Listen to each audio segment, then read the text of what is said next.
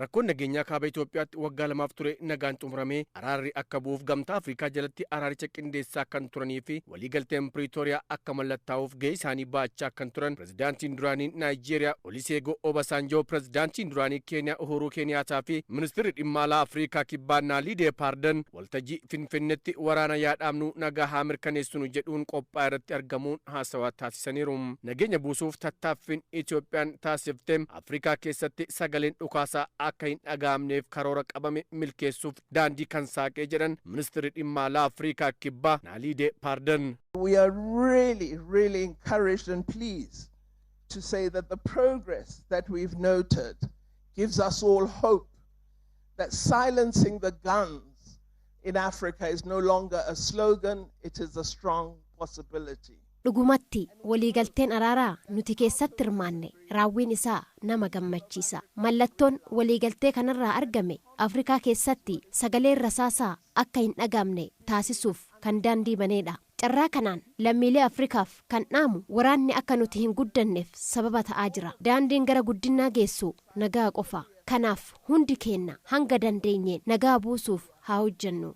Pirezidaantiin duraanii Keeniyaa Uhuru Keniyaataan Itoophiyaan gama hundaan yeroo hundaa biyya dandeettii guddaa qabdu waliigaltee nageenya buusuuf qabame milkeessuuttis gammanneerraa jedhaniin biyyoonni Afrikaa biroollee fakkeenyummaa Itoophiyaa hordofuun nagaadhaaf tumsoo akka qabanis hubachiisaniin.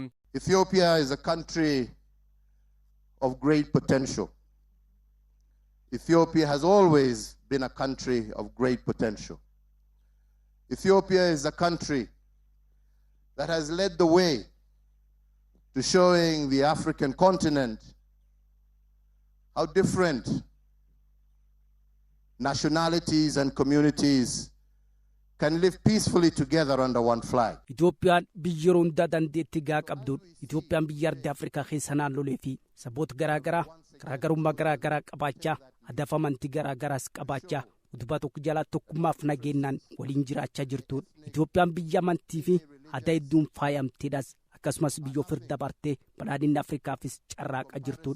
Kanaaf hundi keenya akkuma rakkoo Afrikaaf jennee qabannee hojjechuu jiru. Rakkinnichaas furuu akka dandeenyus gochaan agarsiisaa jira. Kanaaf rakkoon nageenyi Itoophiyaa karaa mariin xumuramuun immoo biyyoottan Afrikaa hundi keenyayyuu muuxannoo irraa fudhachuu qabna. Nageenyi hoggansi Itoophiyaa keessatti geggeeffames ardii Afrikaafis fakkiin ta'uu kan danda'u. Kanaaf biyyi titee nageenyi barbaada. Lammiileenis immoo badhaadhinni barbaada. Kan gochuu kan dandeenyu yoo tokkummaaf nageenyaan dhaabbannu qofaadha. Kanas Itoophiyaan nutti agarsiisuu dandeetteerti. Ammas Itoophiyaa fi lammiileenis umrii dheeraa haa jiraatanii Afrikaaf lammiileenis umrii dheeraa haa jiraatanii Waaqayyoonis Itoophiyaa haa eebbisuun jedha. Pirezidaantiin duraanii Naayijeeriyaa Olusegun Obasanjoon uummanni Itoophiyaa uummata guddaa fi uummata guddummaa isaa hubatee biyyoota biroo fakkeenya ta'aa jiru jedhaniin hojiin deebisanii dhaabuu fi haaromsaa eegalame cimee itti fufuu akka qabus kan hubachiisa yoo ta'u nagaa akka jaalalaatti kunuunsuun dirqamas jedhaniin. For the unity, peace, security, stability, development and progress of this country as one of the leading nations, if not the leading nation of Africa in the immediate future. Tokkummaa nagaan tasgabbii fi guddinni Itoophiyaa akka biyya fakkeenya taatetti tikfannee irratti hojjetamuu qaba. Yeroo ammas biyyattiin daandii kanarra jirti. Waraanni ni ga'a. Nagaa haleellisnu akkuma jaalala kunuunsinu nagaa kunuunsuu qabna.